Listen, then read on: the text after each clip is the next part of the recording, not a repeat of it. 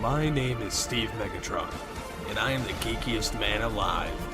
To the outside world, I'm an ordinary rental manager, but secretly, with the help of my friends at GCRN Studios, I review media and find other altered geeks like me. I hunted the information on my past, but in doing so, I opened up a whole new world of possibilities. And I am the only one geeky enough to unleash them. I am the Altered Geek. You're tuned in to Steve Megatron on Altered Geek Unlimited.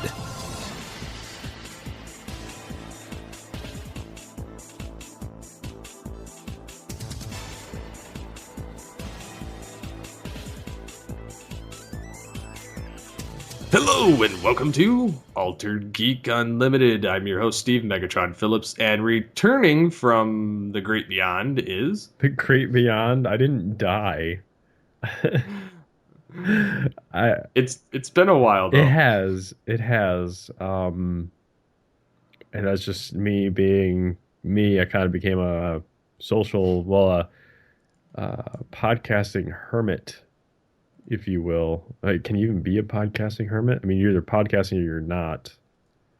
But I can kind of get on that same boat because lately I haven't really felt like podcasting other than this particular show or any special event I've been planning. I've been consumed with playing Battlefield 4. That's great. But you can see I've actually been out of the game for so long, I forgot to even say that Michael Powers is back. Yeah. Props to anyone that recognized my voice, and awesome to those of you that got excited at hearing my voice. It's I've been thinking about getting back in the game. The guys and I talked really quickly after January 1st about recording some type of Geek Stuff GarageCast episode, either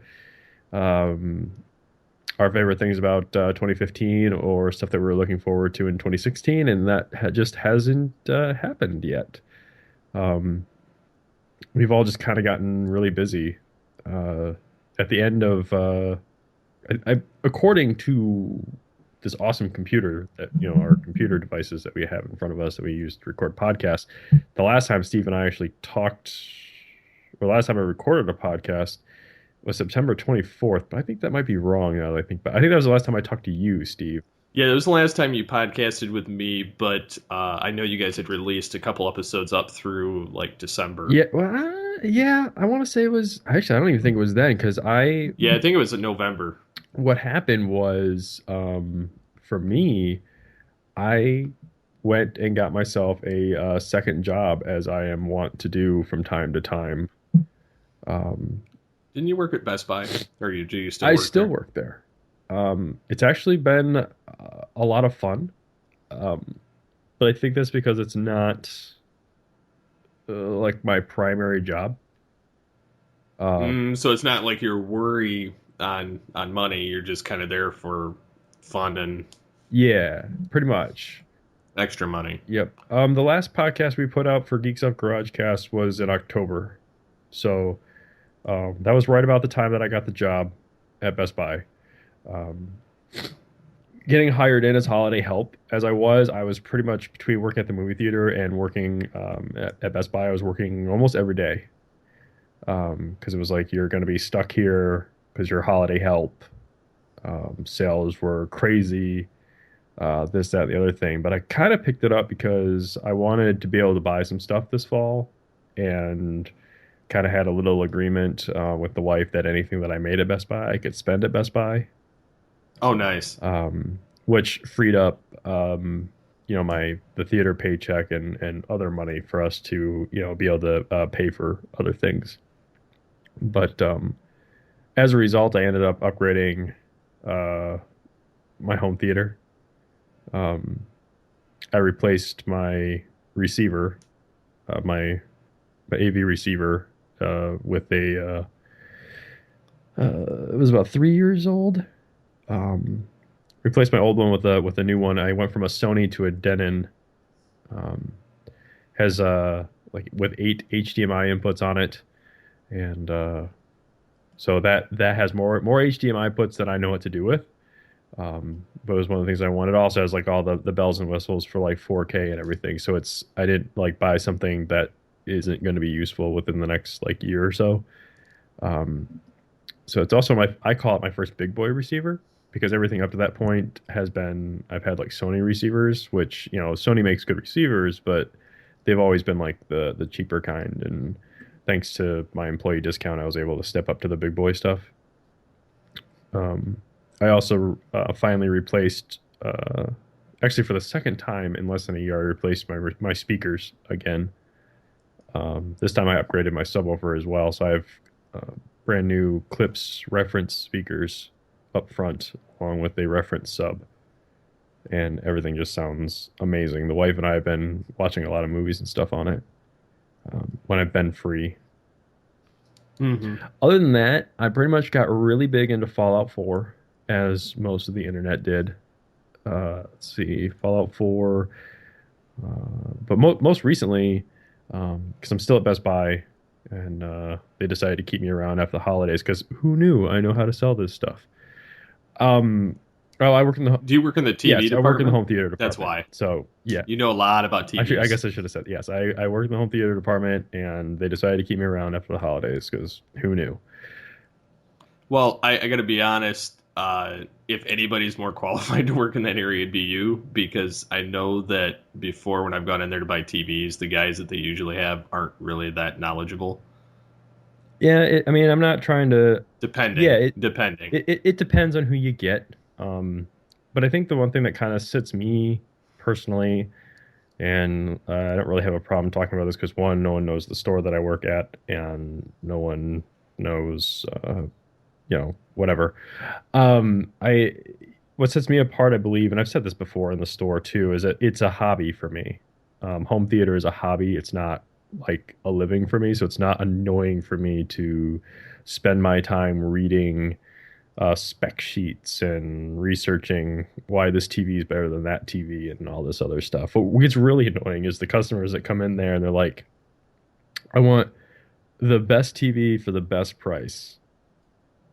Well, okay. And then you start asking them questions and they're just like, oh, I only want to spend $200. Okay. So, but I have sold some of the more expensive TVs in the store, so that's great. But yeah, I got caught up in that, and just most recently, what I've been doing is I started I rewatched all of Justice League, the animated series. Oh I wow. rewatched all of Young Justice because season 2 hit Netflix. They're trying to start a petition for a season 3 on Netflix. That's one of the reasons I watched it, because I saw something about that, and I figured that if I watched it, that counts as a viewership number, and that somebody, because Netflix can see who watches their stuff, like how many people watched it, so they can kind of gauge whether or not anything like that would be successful. So that's one of the reasons I decided to rewatch all of it, just so I could throw my vote in. Let's see, what else have I been doing? I haven't been listening to a lot of like new podcasts like I used to. I broke out. I used to listen to this one podcast all the time called This Year Collection. And I believe I've talked about it before. A guy takes a year's worth of podcasts from different people, from different podcast makers or producers, if you will. And he breaks it down into like the best of for that year, or what he thinks is the best of, and it's like ends up being like a 4 hour long podcast of like assembled clips throughout the year. Huh. And I have saved all of his collections that he did for the OneUp.com podcasts.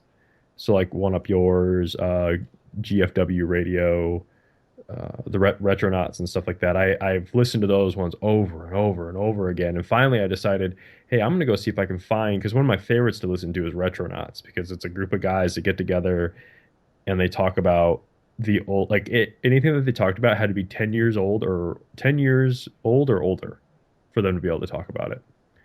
They're actually still around, so they do new episodes. But I wanted to listen to some of their old stuff back from then, and I found on a BitTorrent, I found a collection of their every episode that they did for One Up. So I've been selectively listening to that.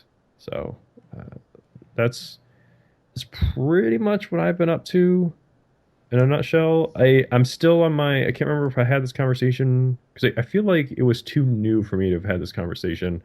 Um, I'm not really big in like the whole like I'm still aware of what's going on in like movies and geek culture and the news and stuff like that, but I'm not. It's weird for me to want to sit down and do a podcast because I don't really watch trailers anymore.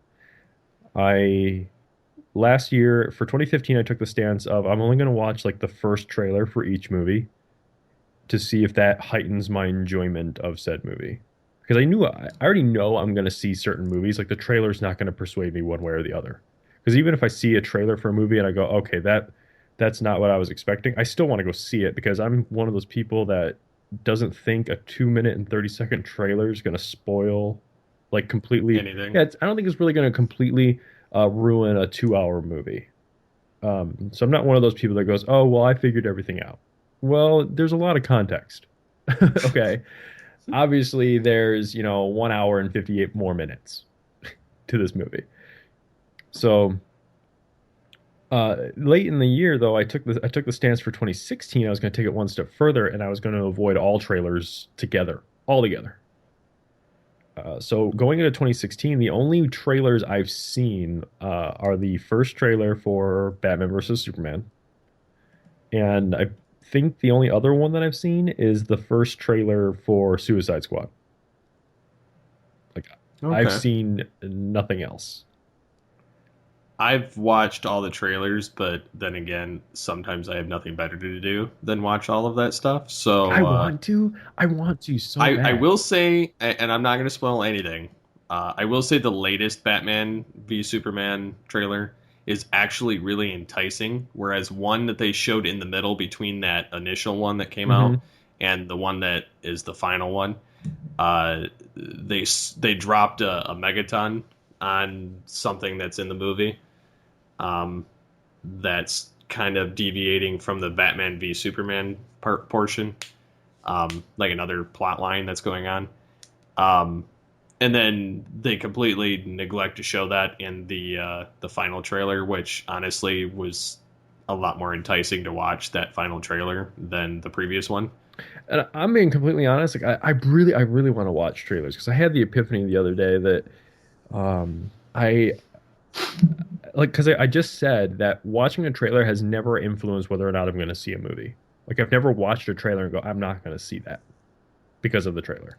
So it's like I don't think it's ever really tarnished the opinion that I've had of said movie going into it either because I don't really get expectations off of trailers because I was burned by the trailers for like Matrix Reloaded and the trailers for X-Men 3. Like those two movies, those trailers for those movies taught me that trailers don't do anything. Like they're more like commercials. They don't really tell.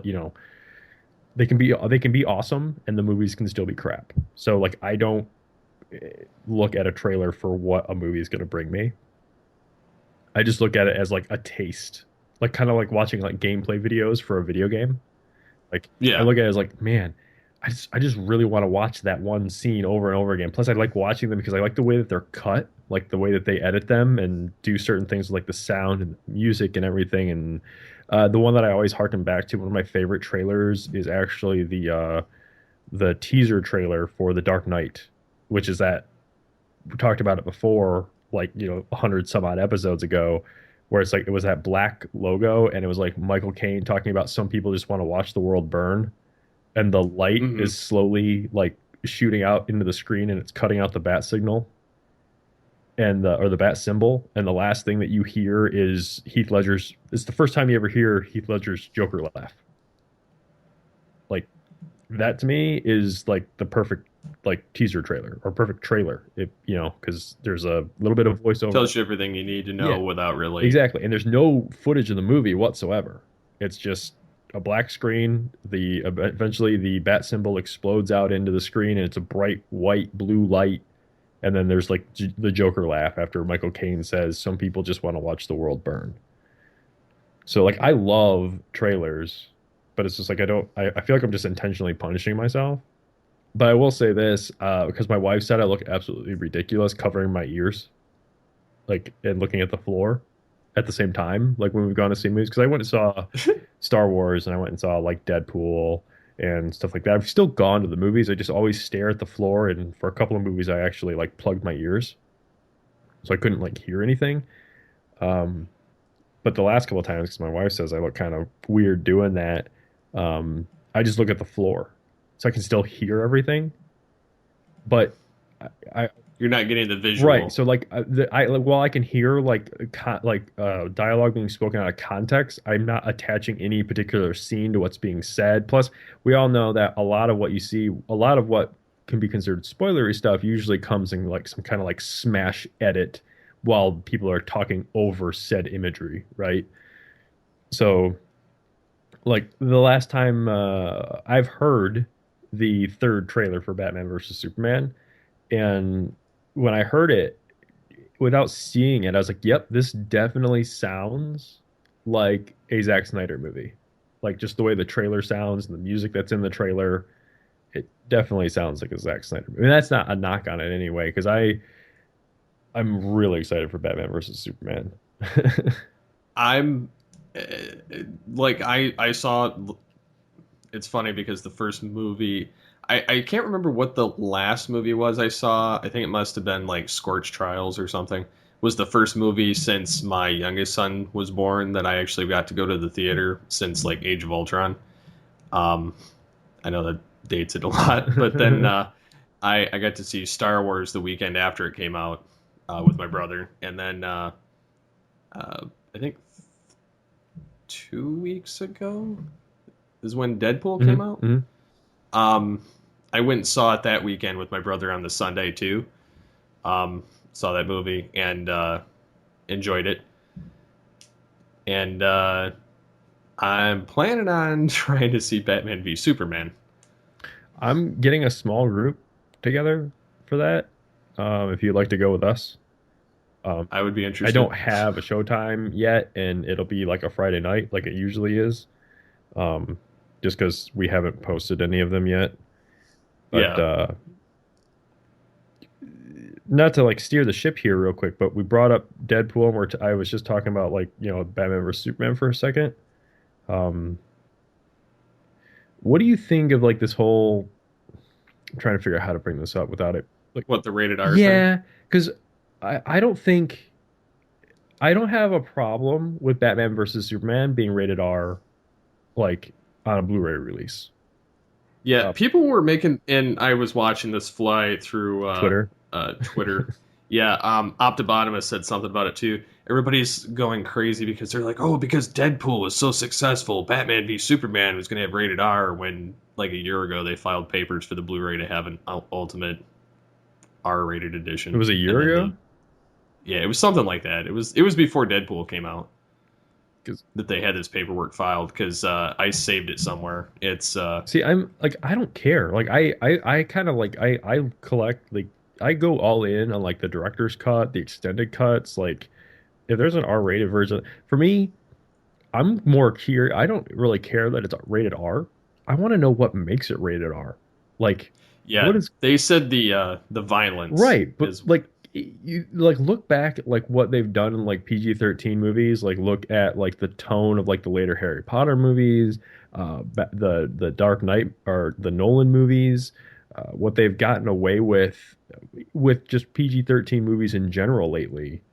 Um, like what I'm more intrigued by what's going to make it rated R because I really don't think I don't think there's any way that like one of the big three is just going to start dropping foul language all over the place. Um, so I'm just intrigued to see what they do with it. But the flip point about that too, I just kind of wanted to say this. Like I really like Deadpool, but I don't think what made Deadpool good was that it was rated R. no. Because I don't think that I've anything that I've seen or like any of the comics that I've read with Deadpool or anytime I've seen Deadpool like in a cartoon form like in Wolverine versus the Hulk or Hulk versus Wolverine or even in I think he was in Superior Spider-Man the TV show for like an episode Yeah. um like that was Deadpool, like he was still Deadpool and he was under the constraints of being in a kid's cartoon. Uh, Yeah, I mean, he could still do the same thing. It's the character itself that translated really well. right, but I don't think I just don't think that rated R is what made that movie. I think they still could have. I think they still could have given us a Deadpool movie. I think that people would have just looked at it like, oh, it's not going to be.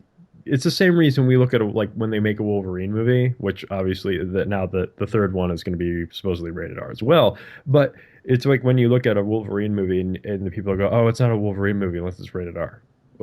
Why? Like I don't.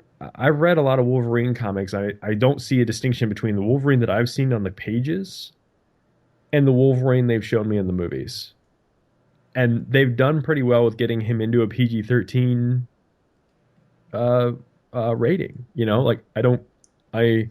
So it's just one of those things. I don't really, and I also think the rating thing is just a whole like a joke to begin with. Um, Especially when people come up to me and they're like, "Oh, it's a hard R." No, you shut your face. There's no such thing It's as a that hard R. people.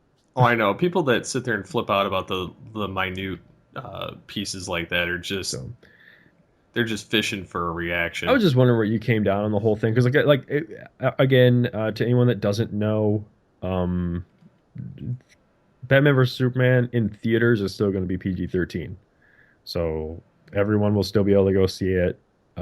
Just there's going to be a version of it that comes home that's going to be rated R. To me, I'm just more intrigued by what's going to make it rated R. So Okay, this is the document. It looks like. not only Yeah, it says Batman v Superman: Dawn of Justice Ultimate Edition is going to be rated R. Edited version content is different from PG-13 version. Uh, that bulletin was from 9/30/15 okay, on the note. So it's rated R for sequences of violence. So it's probably just ramped up and they actually show what happened instead of a jump cut. yeah, I think it's got to be something to do with like the amount of blood shown, like you know what I'm Because saying. Batman's supposed to be brutal, and then you get Superman being brutal, I'm sure and there's tone and blood is basically what it is, and the whole MPA thing is just subjective. Like a guy could have been having like a bad day, or like the panel could have been like overly sensitive people, you know, because there are people that thought that Dark Knight should have been rated R. Some of the later Harry Potters again should have been rated R to in some people's opinions. Um, but before I jump off this horse and let you talk, I just want to say one thing real quick. This isn't really related to this, but just because we're talking DC movies, and I've been thinking about this a lot in my head, with the amount of people that DC and Warner Brothers have cast for characters in um, their movies. All right, they've cast Mhm. they've cast Thomas Wayne, and they've cast like Cyborg and Flash and Aquaman and Wonder Woman, all these people. Okay, the Flash movie, if it's not Flashpoint Paradox, They what fail. is the point? Like, because correct me if I'm wrong, listeners, 'cause I can't read DC comics to save my life. They have gotten progressively worse over the years. And That's why they're rebooting which we again. called that and we got in trouble for it.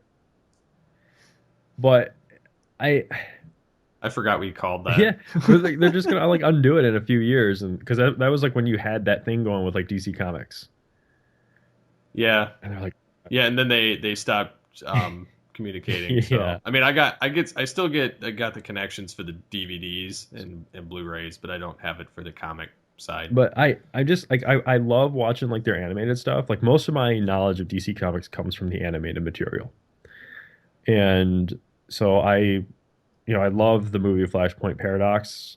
Um, but just like thinking about who's in that movie, how that movie unfolds, and the amount of characters that they've cast, like they've got like Thomas Wayne is already cast, and it's Jeffrey Dean Morgan. So how awesome would that be to see him play Batman in the Flashpoint Paradox?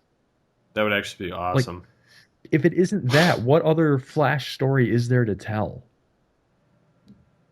I I don't even know. I don't know. I loved the animated one. Yeah, So exactly. That's what I'm saying. I really like that one, but I'm just trying to think like if a reader or I'm sorry, a reader, if a listener here is more familiar with the DC comics and Flash has better stories that could translate to the screen, then Flashpoint Paradox, by all means, share that information. But for me, like, regardless of how good Justice League or Batman versus Superman is, if Flash isn't Flashpoint Paradox, I don't know what the point of all this casting is.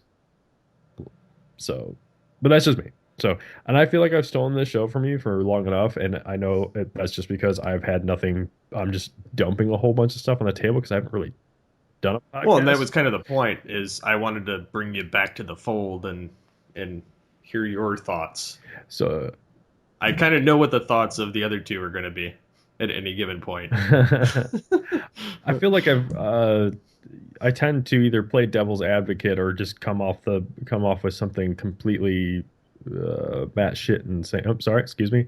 Bad crap insane. If you want to dub me over with a cow there, that'd be perfectly fine. So yeah, that's pretty much it, and that's my thoughts on a lot of things. What? Sorry. In my rewatch of the Justice League series, you know this because you've obviously spent a lot of time watching the Justice League series and stuff like that. Like towards the end, when they get to Unlimited, they start losing the rights to use certain characters, and you see how like they start disappearing, just like the television universe. Exactly. So where they've destroyed the entire Suicide Squad, Amanda Waller, Deadshot, everybody that's going to be in Suicide Squad that was on Arrow is no longer on Arrow. Yep. And it was really weird because I got done watching Unlimited. One of the first things I tweeted out was, if anyone wants to know how Flash and Arrow are going to look in the next few years, just watch the Justice League animated series. Because they're going to have to get really smart with the writing and with they're able to use and what positions they put them in. So I'm wondering if they're going to end the shows when it gets to that point. I mean, I don't see Arrow because they don't actually have anything for Green Arrow on the movie universe. But honestly, I would love to see them, when his show ends, bring him into the fold. That'd be interesting. Because Affleck isn't going to play Batman forever. I mean, yeah, he's playing old Bruce, but I mean, they could always do what Marvel's doing in essence is, eventually pass the baton over or have Batman play a minute part in the Justice League films. What really bums me out about the whole thing is with all the different Flashes in the DC universe, they could have picked a different one. Why are they both Barry? They could have had Wally West. They could have had Jay Garrick. They could have had Bart Allen. It could have been anybody, but for anybody, for whatever reason, they chose both of them to be Barry. So they could have had them both be. They could have had him be Eobard Thawne. One of my other crackpot theories. I know this has been debunked in the latest Flash, but I have not seen the latest Flash. I have. Okay. Don't tell me if I'm right or wrong, because I don't want to know if I'm right or wrong. Even if I'm wrong, okay. I still kind of wish this would have been the way it went down. How awesome would it have been if Zoom was the Blue Flash from the 90s TV series? Do you remember the 90s TV series? I vaguely remember enough about it. Okay. In the 90s TV series, which obviously you know this, Barry's dad in Flash was the Flash in that series. And a few times when they've jumped between Earths, you've seen that Flash from the 90s TV series.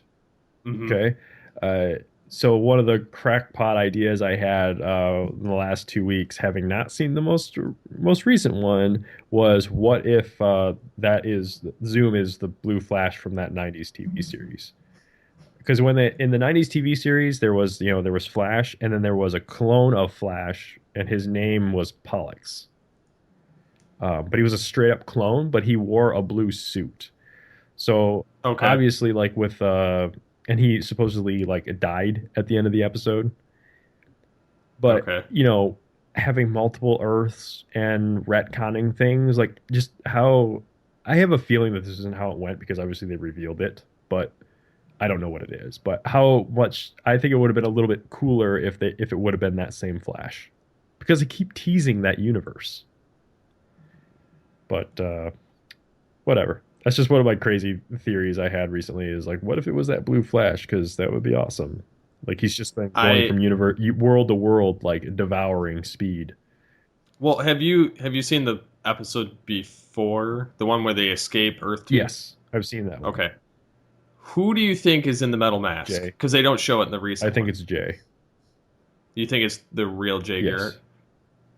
Okay. So who do you think the one is that's been with Team Flash the entire time? See, again, Because they've already dropped Hunter Zolomon, which is basically Zoom in the comics.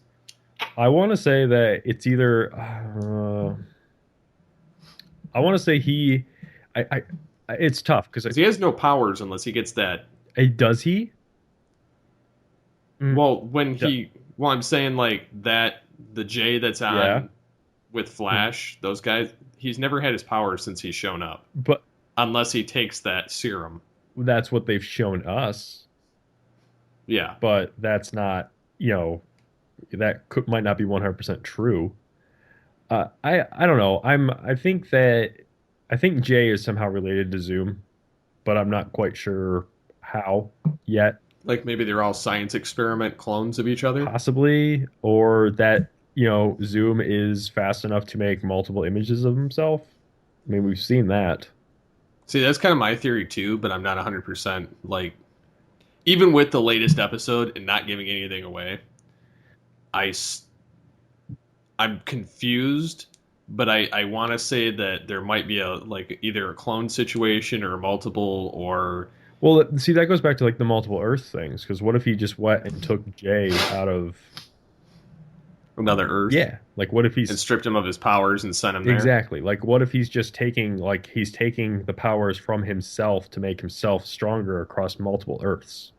But he actually needs Barry Allen to be the strongest or fastest. Sure. And that sounds great, but I still don't think it sounds as cool as making it the Flash from the '90s TV series. Like an evil, like the most evil because in the '90s TV series it was basically the Flash, but his suit was blue. Like there was none of that face. He didn't look like a demon or anything like that. But like if you were to like just say like he's the most evolved form of that character, and he's completely gone down like the dark path. Like this is where like messing with the Speed Force in an evil manner like leads you and what it does to you. Like to me, that's a lot cooler than it's a clone of Jay, or it is Jay doing some crazy thing with the Speed Force. I don't know. That's just me though. I'm sure I'll be fine with whatever it is because I had crazy high hopes for Arrow and Flash going into the most recent seasons, and Arrow has been nothing but a letdown. I know. And Flash at least recovered and became interesting, but Arrow has just been the last episode I saw of Arrow, they seem to have finally gotten themselves out from under the League of Shadows and Hive garbage. So I haven't seen like the last two.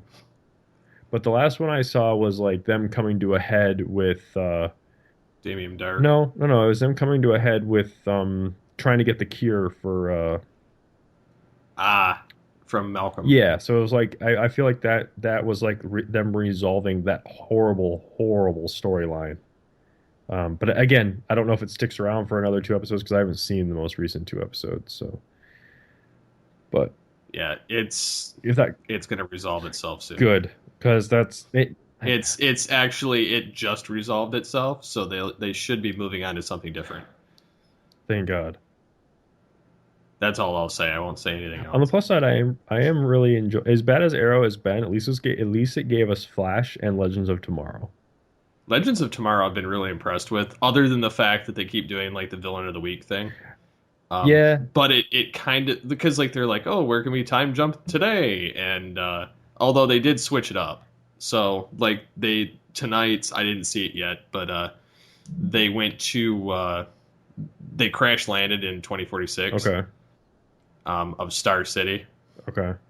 So you're gonna see Old Man. That I'm looking forward to. And Connor Hawke, and it's gonna be really interesting. I've seen some of the imagery. Yep. Of one-armed Oliver Queen. But it's kind of neat. So. I like I like Legends of Tomorrow, but I can't help but think, and there's a moment in every episode where I'm like, well, this they aren't doing anything.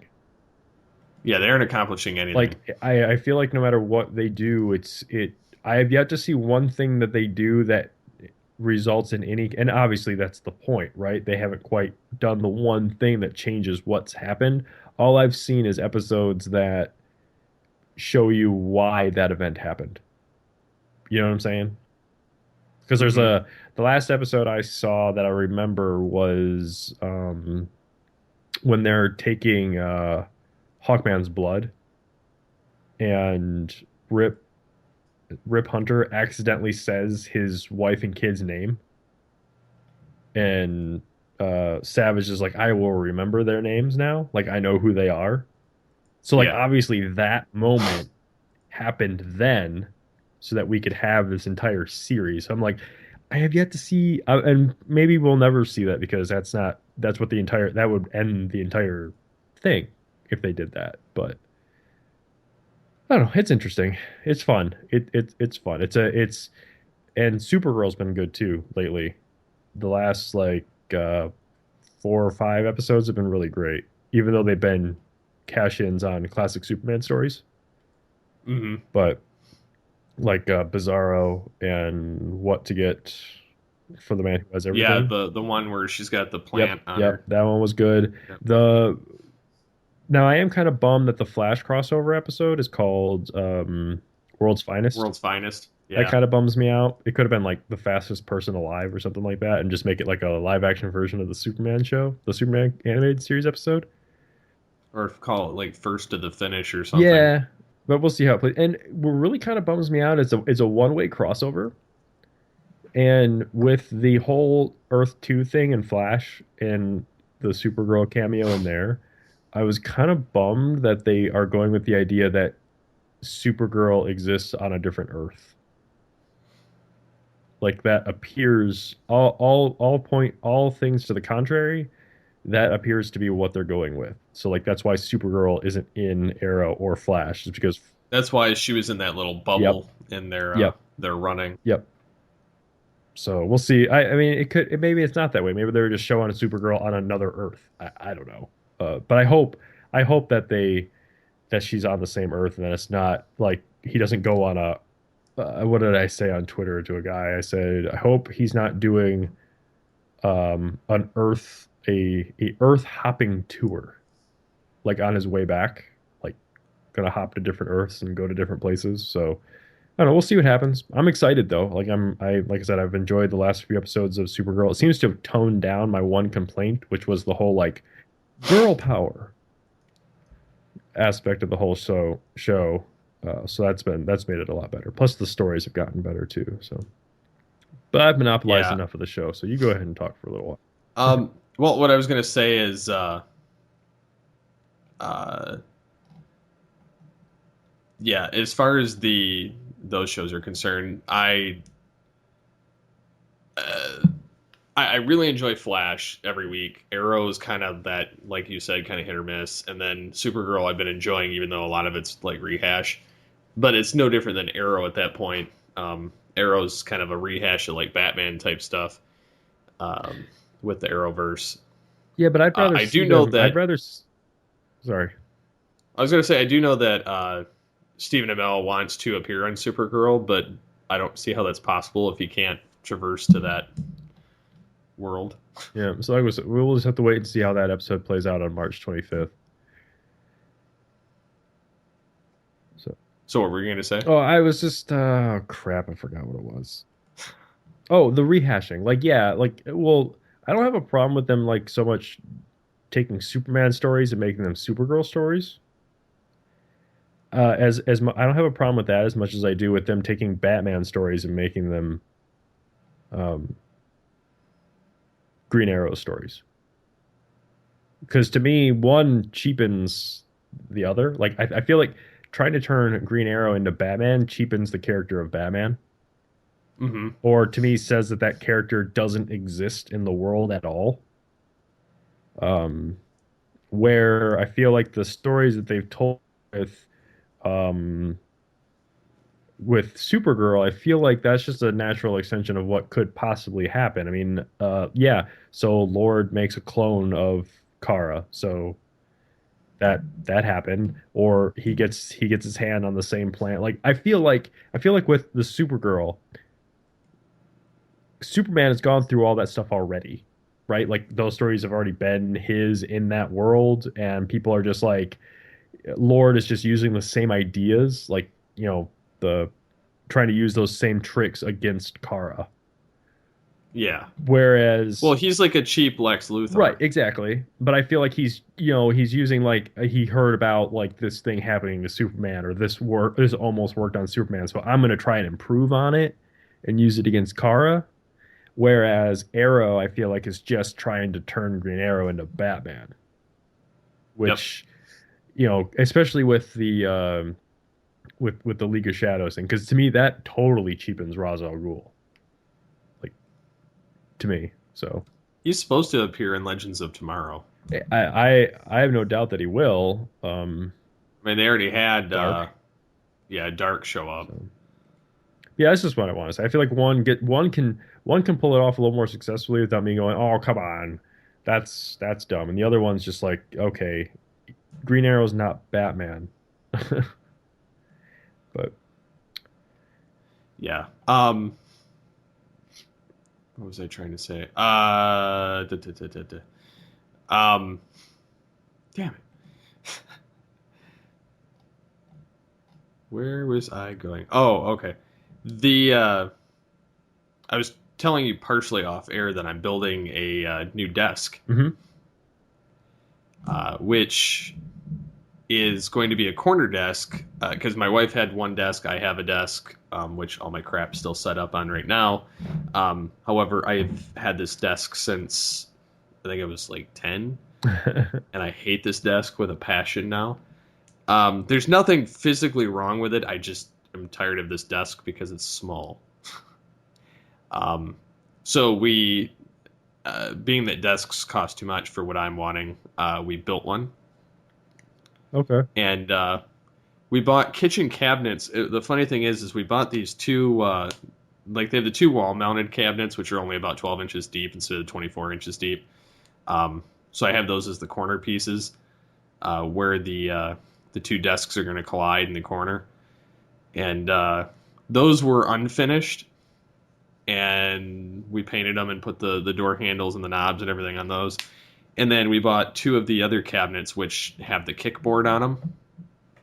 And unfortunately, the kickboard is attached on the sides, and the desk would be too tall because the standard for kitchen counters are like 34 and a half inches tall. Okay. And then the height of the other thing is 30 inches. And that's the height we want for the desk is 30 inches. So, because with the top on it, it's going to be about 32 altogether. So I had to saw both of the bottoms off of these things before we painted them. Plus, I had to sand them down because they were finished. One was like a white finish, one was like a wood finish type thing, like the glossy type finish. So I had to like beat them down, and then I measured out everything perfectly. I have like masking tape all over my floor in my office. Okay. With the cabinets in it, and then I put some boards for the backers, and we're currently we painted both the tops for the desk, and they're going through the final coat of polyurethane. And then I get to mount them to the between the wall with some brackets, and on the wood beams I put on the wall, and then the cabinets, and then I get to actually move my desk stuff over to it. It's going to be great. A lot more leg room. Plus, my side of the desk is 115 inches long. Don't remember how many feet that is because brain's not working.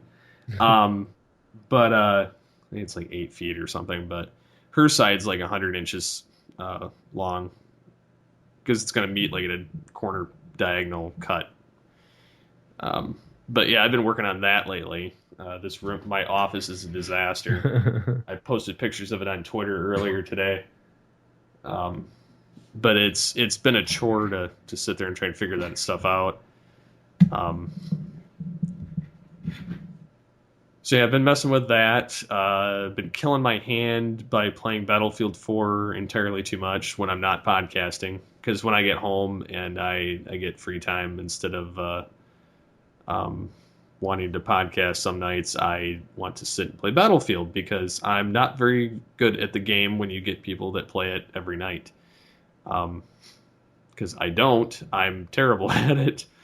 So I like my right side of my right hand, like my last two fingers on there, the pinky and the other finger, just throb like almost every day because I sit and play it so much. How do you what? How, Because I play on the keyboard and mouse. I play on my computer. okay, I thought you were I have it on the Xbox 360 as well. okay. But I don't have all the add-ons because I didn't want to pay the $50 to get the premium. Gotcha. Okay, now I understand. I was like, wait a minute. I- How are you hurting your pinky and ring finger playing on a console? Yeah, it's the mouse. It's not the. But I get better control when I play on the keyboard and mouse than I do when I play the console. I have played on Xbox Live because I signed up for the free trial, and then I'm gonna let it Expire. Yeah. And so yeah, I was trying it out on there, but I mostly did it so I could download all the updates, and play the game online to see how it differed. But I definitely enjoyed it on the PC more. But yeah, that's how I've been killing my hand. You would think I would learn that, maybe I should not play it every night, Maybe. but I enjoy it. Like before we recorded, I was playing. So, and I was playing it yesterday, and I'm pretty sure I'm going to kill my laptop because I've been sitting there playing that. I'll go to bed and I'll have the laptop on this stand on my lap, and then I have headphones hooked up, and then I'm sitting there playing it on there too. It's a fun game. I never really got into Battlefield. When I played Battlefield, I played Battlefield 1942. And the only Battlefield 19, I only ever played the demo because, as far as my friends and I were concerned, that's all you ever needed to play. The demo gave you like 3 maps to cycle between, all the classes, and enough guns to keep you interested in playing. Like there was no reason for you to actually buy the game even after it came out. Like I was like, wait a minute, what? So we never did. But I've been playing a lot of Battlefront though, which I really enjoyed that. But completely different game. Completely different game by it being a different franchise, but they're very similar. They're made by the same people, I think. Yep. It's just not as like hardcore, first person shooter, I would say. It's more of a kind of free form fun. Yeah, I have more fun doing the spaceship stuff, like flying around in a spaceship, because I'm really good at that. So yeah, the people I play with on Battlefield aren't particularly thrilled with Battlefield or Battlefront. They're like, "Oh, that game's not as good as blah blah blah blah," because they all are like heavy enthusiasts into it. But they play the same maps quite frequently. So I go through these bouts where I'm online and I'm playing the same map over and over just because I want to learn the map layout and where people hide and where they, right. Because that's why I'm good at like Unreal Tournament 3 is because I camp in the same places over and over and over. Yeah, I am a camper as well. Although I don't camp too much anymore. With the next gen systems like the PS4, Xbox One, I made a conscious decision to just enjoy first person shooters. Because on the 360, Call of Duty, whatever, I always camped, always, and I made accuracy the name of the game for me. So I was always really always had a sniper rifle. I always like tried to just raise my accuracy. That's what I cared about the most because that's where the game became a game to me. But with the next gen stuff, I'm like I'm running, I'm gunning, I'm spraying and praying, and just jumping in there and having a good old time because. I was like, I just want to make a difference. So, just trying something different. but yeah, I've been doing that. And then aside from that, I've been because we haven't talked since then. My short film came out in December Okay. at Mott, and then that went over pretty well with the other 4 films that played at the same time. And then now I'm taking screenwriting, and that's what I was telling you about the other day with the scripts and me driving my teacher nuts. Just because I find it entertaining to do so. Mm-hmm. He like the first assignment we had to write about a gift that was good, and then it became but you had to focus on the object throughout the script. It just had to be something short. It didn't have to be lengthy or anything, but it had to turn out to be a bad gift by the end of the scene. So I'm writing all of the same. I'm writing one big universe with every assignment, because I started writing a universe in books and created a character set from doing that superhero class. So I'm intentionally connecting everything, because I'm making it so that this class is helping me write a good 75% of the story I want to write anyway. Okay. So I'm using it as my tool to get a grade and to flesh out the stuff in the class, and it kind of holds me accountable and gives me the motivation to do it, because I tend to sometimes not follow through with things because I get bored and I forget. So not that I want to get bored and forget, I just do. It's so this is keeping me accountable. So I've already written a couple scenes that actually take place in the story that I'm going to write, because we have to write a short film, which I'm not going to use any of this for unless I write from the future timeline. Right. Because that's going to be short anyway. And then we have to write a TV pilot, so I'll essentially be writing the first episode of If This Were a Show. Okay. But I'm going to be able to reuse some of the scripts that I've already written, being that it's all going to take place in that anyhow.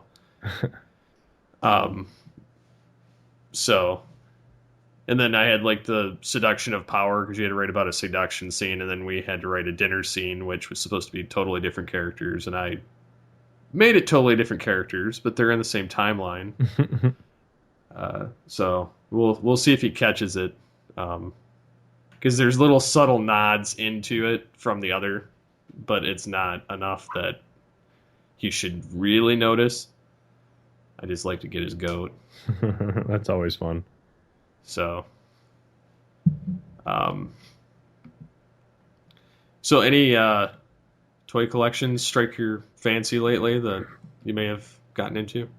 No. Or collectibles? The only toy I think I've picked up, collectible. That's what adults call them. Sorry, I'll call it what it is. The only toy that I've actually picked up recently was I picked up the Zero Suit Samus amiibo. Oh, okay. Because I love Metroid. I'm really bummed there isn't a Metroid on the Wii U. But that's neither here or there. But they did release, they released Samus in her suit as one of the first amiibos, and then later on they released Zero Suit Samus, and I kind of sat on it for a while until I started working at Best Buy, and I was like, I should go ahead and buy that. So I did. Neither one of them are opened. But I have kind of a funny story about that, because the amiibos, you can use them with the Wii U, and they load into certain games. Well, I have a Wii U, and I have Mario Kart 8, and like Allie and I, we love that game. Played through it, unlocked a whole bunch of stuff, and few months ago, I had a friend come over, and I was like, hey, we should we can play some Mario Kart, because something that we could do together. And I tried loading up the game, and it would do the splash screen, and it would say Mario Kart 8 on the screen, and then nothing would happen. And I'm like, what the heck is going on? So I quickly Google it real quick, not wanting to waste a whole lot of time on this. And it's like, oh yeah, it was a bad patch. You need to delete that, and then someone else is like, you need to delete your save data and all this other stuff. And I was like, well, I don't really want to do that. And so we didn't do anything. I was like, I'm not willing to do that. Keep in mind, I can't play the game. So what's the point of having save data, right? So a couple weeks ago, we had the same friend over. His girlfriend came this time, so it was my wife, me, him, and his girl. So there were the four of us, and I was like, "Hey, yeah, we should play Mario Kart 8 and have some drinks, and slowly get drunk as we're playing the game." And then I remembered, it doesn't work, and so they went to go get drinks, and I was like, "I'm gonna sit here and I'm gonna try and diagnose this problem," you know. And I finally came to the conclusion that what good is save data if I can't even play the game? So I deleted the update patch. I deleted all my save data, and did follow along with what I could best what I could find online. And I started up the game. It still hung at that screen, and I'm like, this is ridiculous. The damn thing worked Huh. just fine. And I was fighting with it, and they got back from picking up some drinks for us. They got back home, and I had popped the disc out, and I flip it over. There is a tiny, tiny, tiny, tiny little smudge on the outside edge of the disc, like minuscule. I can't even describe how tiny this little thing was. But that little thing, I brushed it off on my shirt. I put the disc back in the system. The dang thing started right up. I was like, "Are you kidding me?"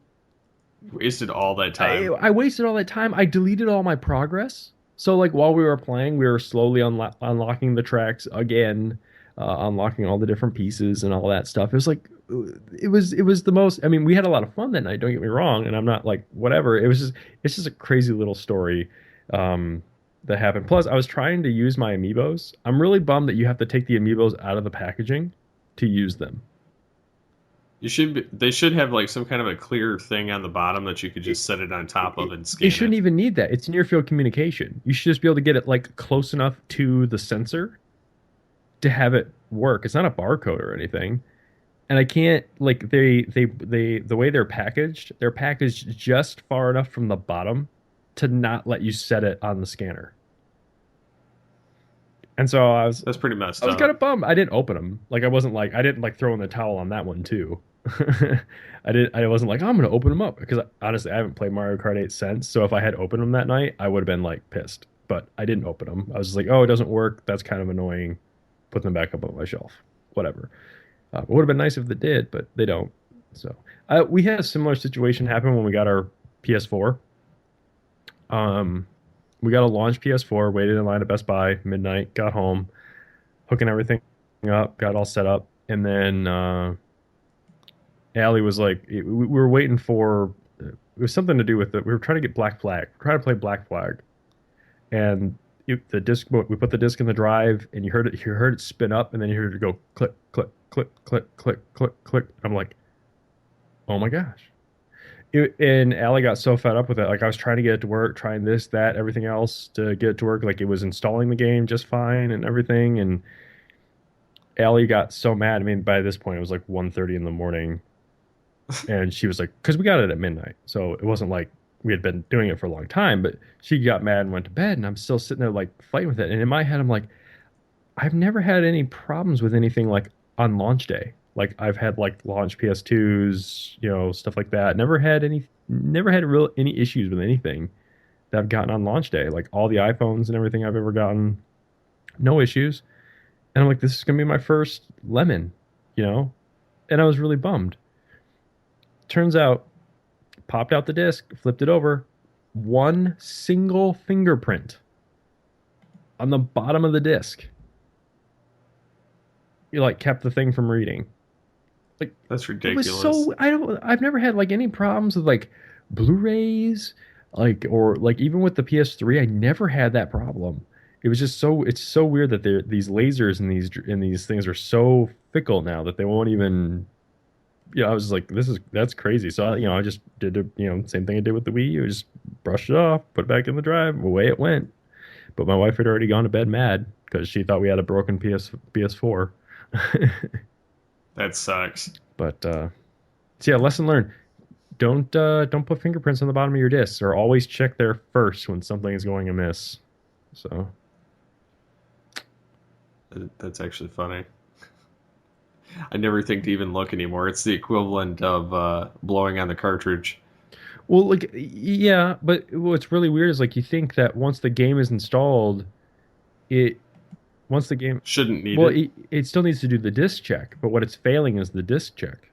So like even though the game is installed properly, that your thumbprint is covering up that one part of the disk that it needs to say like, yeah, you have permission to play this game. So it's like, oh, come on. But whatever. Real quick, because I don't know if you've talked about it or anybody else has talked about it recently since it came out. Um, Firewatch on PS4, and I think it's also on PC. Most excellent. What is it? It is a first-person, um, kind of. It's a story-driven game. Okay. Uh, I don't want to say too much about it because I don't want to spoil it, but it has a lot in common with Gone Home. So if any of the listeners out there have heard of Gone Home or played Gone Home, they'll probably enjoy Firewatch. It's the same thing. You take on the role of a guy whose marriage is falling apart. He decides to take a job in the 80s. He takes a job um, at a national park as a fire watch for the summer. And, that's where the game is set. Things ensue.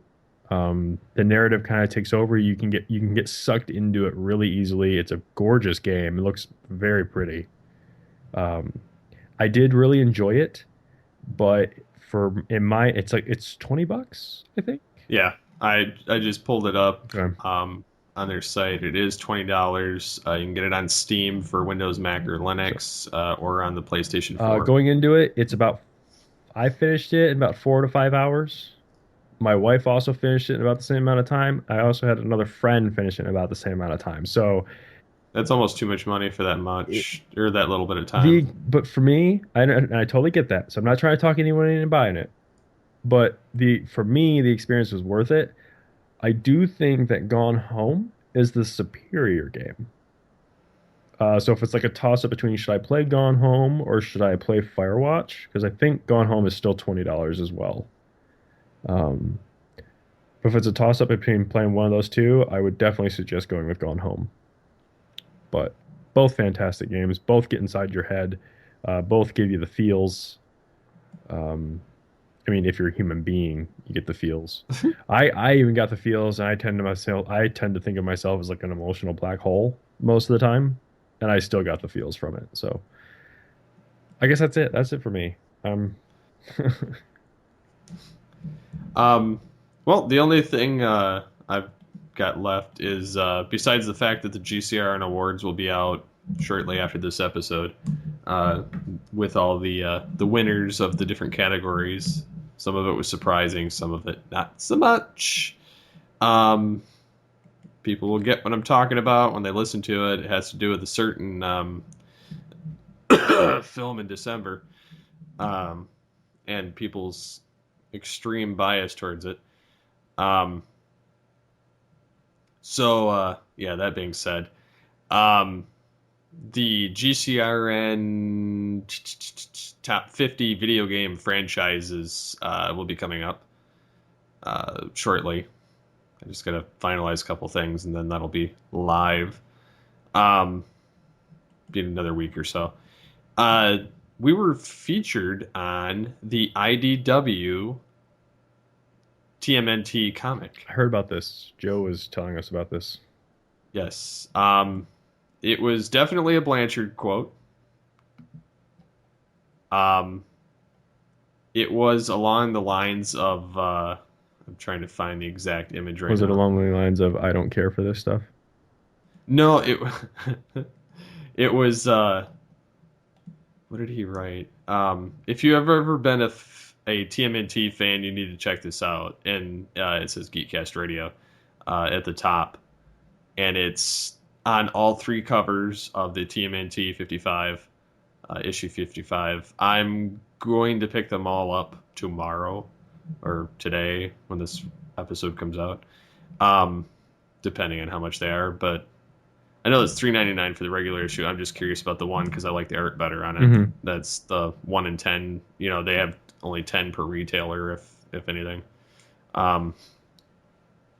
So yeah, I'm gonna pick those up just because it says Geekcast Radio on it. Congratulations. Yes, thanks. Even it's a great thing for the site. It's not my quote, but it's still a great thing for the site. We're on a national comic, so that's great. Thanks to the guys at IDW, of course. So yeah, I think that about wraps it up. Other than the fact I'm waiting on information on the Masterpiece Optimus Primal figure that's coming. I will say that if the listeners enjoy my opinions or want to hear more from me, leave a comment saying you would like me to come back for more. I do like doing this. It's just like I feel like if I'm being pressured to come back. You hear that, people? Pressure him. I feel like if I'm being pressured Pressure. to come back, I will give in to said pressure and bring you more crazy ideas, thoughts, opinions, things like that. It's things of that nature. You can do that by harassing me on Twitter at Boothninja81 or just in the comments below on the website. Yes, so do that. I will also say, following this particular clip, I know that it's an hour long. I will have the Altered Geek News Network, which is AGNN for short. I repurposed the Blitz, and that's what it is now. But so if you want to stay tuned after this to hear all of the kind of geeky news stuff that's in the episode post, that's what you'll hear. It's only about 10 minutes long, so it's almost as long as the Blitz, and I think you get through like 8 stories. That didn't last very long. So yeah, that'll follow this, and there may be an additional segment that I've thrown in there.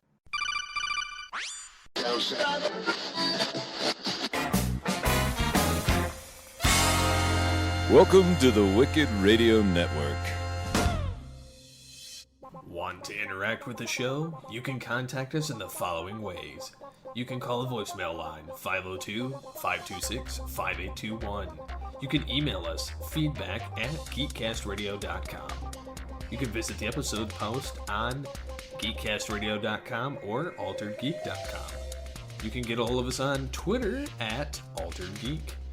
Look for us every week on geekcastradio.com, of course, Stitcher Smart Radio, iTunes, Blog Talk Radio, and alteredgeek.com. And now, back to the show. You're listening to the Altered Geek News Network. Hello and welcome to the Altered Geek News Network. I'm Steve Megatron Phillips, and in this segment of the show, I will be covering, well, the geeky news. In an operation to kind of cut down on some of the podcasting, kind of get to the meat and potatoes of the episode, this news network section will now feature, for the most part, only myself. In this episode, I will be covering quite a few different things, actually. There's been a lot that's gone on in the geek world this week, primarily with DC Comics, but there's been other things too. There was a Justice League, getting off the start here, there was a Justice League set photo from Zack Snyder with Jason Momoa on the set of Justice League, which they've, for whatever reason, told everybody they're filming. There's a Flash costume in the background, which looks more armored up than Barry Allen's from the TV show Flash. And then there's, of course, the Aquaman suit. There's the Atlantean Aquaman's wife. Forgive me, I don't know her name, but I'm pretty sure there's parts of her stuff there for her suit. And then it looks like Black Manta's suit. Everybody's speculating, oh, it's Nightwing. Oh, it's Green Lantern. I'm pretty sure, and I've got a few friends that have a lot of inside source track stuff that think that when people were guessing those two, they dropped a photo of Black Manta, and it kind of makes sense. So I kind of see that, but that aside, we're also looking at the same time that For instance, DC has a new all-access app that's come out. It's their behind-the-scenes app. It's on Android and on Apple iPhone. So anyways, this new launched app will be a destination for news, original content, contests, movie tickets, and yes, digital comics. Kind of begs to wonder if they're going to still do their stuff through Comixology, if they're going to have their own stuff through the app, or if this is just something different just to try to kind of capitalize on this market a little bit. But it's kind of an interesting thing. I'm going to check it out. I downloaded it. So I'll probably do a review of it next week in the podcast on a little short segment there. But it says that the all-access DC app comes just after Warner Brothers acquired a minority stake in the online movie ticket retailer Fandango, which I didn't know that they had a little bit of a stake in Fandango, but it's kind of interesting now that it makes sense because my wife just bought some Dr. Pepper drinks. Now, bear with me, this all leads into the same story. She's a couponer, so one, she was stocking up because of the coupons and because they give away movie tickets, but they were Fandango movie tickets, and they had the pictures of Batman vs Superman v Superman movie on the boxes for the Dr. Peppers, and that's where they give you like $5 Fandango credit for every 3 cases you bought. So yeah, she bought quite a few cases. So we have $20. So yeah, that's kind of interesting. That makes sense now why that's the way it was, besides just a marketing thing. But so yeah, it's a global studio-wide effort to bring things together, all things DC. I don't know, I think it's kind of a cool concept. I know that other companies are doing stuff similar. It's just, I'm a DC fanboy, can't really hide it. But I'm going to give it a shot and see what it is. So yeah, there's that. Moving on down the list, I have Barnes & Noble plans casual game gatherings. And when I say that, it's they're going to host weekly casual game gatherings offering demos and space for play starting in March.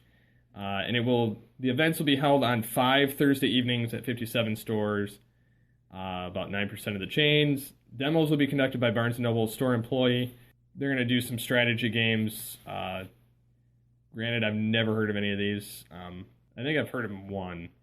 But the games it says they're free, with special free promotional items for the players participating in demos for 4 of them. It's King of Tokyo, Sheriff of Nottingham, which is the one I think I've heard of, Splendor, Codenames, and Lanterns. All but Codenames give freebies. I think it's kind of weird that they're going to do casual gaming, but I think that that's about the only way they can stay relevant in today's age, because most people don't go to... Comic shops don't seem to thrive very well on their own because you can do digital comics. I mean, it's getting to the point where in certain areas, like I live in the Flint area, which we discussed, episodes back. I tried to go there today to pick up comics, and unfortunately, because of the snow, they're still plowing out, so they're not open.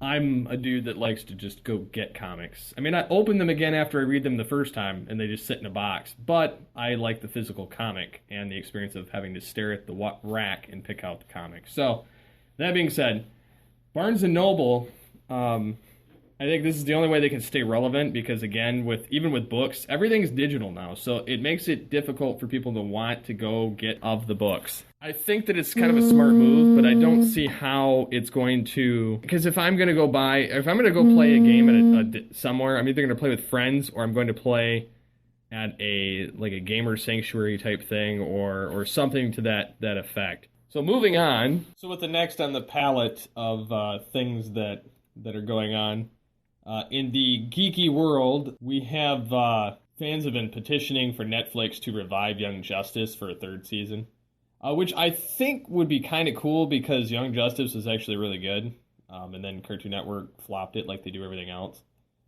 They kind of meander. They do decent with the first season on anything, and then the second season they start squandering it and then putting it on crap times or releasing it at funky schedules so it essentially kills itself. Because if it's not stupid, Cartoon Network doesn't really want it. They just take the contract to get the money. I'm going to leave that alone. It irritates me so bad. So, there's been an interactive holographic Pokemon projector created, which I saw on Geek.com earlier this week, and I thought it was kind of cool because they're like these digital pads that are below, and then you see like these holographic representations of the Pokemon above it. It's kind of interesting. It's obviously an illusion, but the plastic pyramid making the hologram, the camera tracking marker, and the output of a 4-camera view of a 3D model to the projection screen is kind of interesting how it works. And then they've got ones for like Dragon Ball Z and stuff you can turn your smartphone into a 3D hologram and whatnot. Because what it is they put like a glass dome around these projector things, and then it makes them appear like they're floating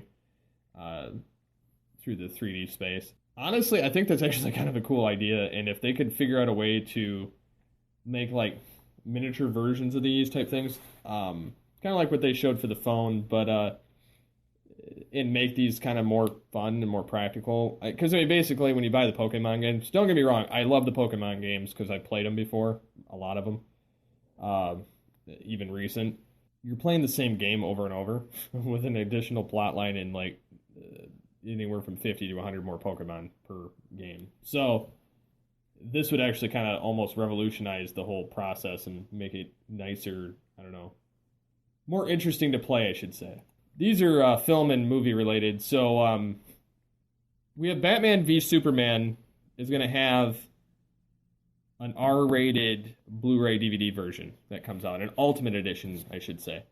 The movie's still PG-13 that's coming to theater. That's not changing, and people are equating this to the reason that Deadpool being rated R has caused Batman v Superman to be rated R. When originally, if you look at the paperwork that was saved, because there's a PDF that's online where they applied for it a year ago. So it has nothing to do with the success of Deadpool, and I've seen a lot of other people like bring this up too, like even Optibotimus brought this up on his YouTube channel, or actually on his Twitter, that they applied for it a year ago, saying that they were going to have an Ultimate Edition rated R Batman v Superman take. And it's because of violence. It's not because of anything else.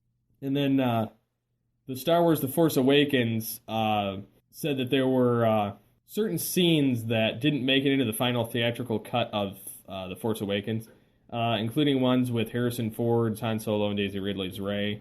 There's about 7 or 8 deleted scenes that are going to make it on the discs. Yeah, they said there aren't a lot, but there's maybe 7 or 8. So I think that's kind of nice. I'm planning on buying the Blu-ray when it comes out. Normally, certain films I'll kind of bide my time and either buy them or not buy them at all. But I think because of what it is and because I enjoyed it and I have the other 6 movies, I'm going to buy it, even though it's basically a rehash of the 4th movie. But nonetheless, it was still a great film. But yeah, that rounds out our movie news, and so with that, we'll get back to the show. Now to the matter at hand. Smartass. So yeah, there'll be some other segments next week as well, and Peer Pressure Mike to come back, of course. And if you have any questions, comments, suggestions, feel free to leave it on the episode post. So yeah, I've got a couple things ideas of what we could talk about next time, but I'm going to refrain from saying anything more on it because it's happened before where we've been like, yeah, we'll talk about this next episode. Not when you were on, because usually we talk about it, but usually when I'm around other co-hosts, we go way off left field and never end up hitting back to the original point. So I'm going to refrain from saying anything more. So anything you want to say before we close out? No, I've pretty much said my piece. I just want to make sure, Firewatch or Gone Home, either one's going to be good. And if you want me to come back, harass me on Twitter. So, alrighty. Until next time, get altered, get geeky with the Altered Geeks. Bye.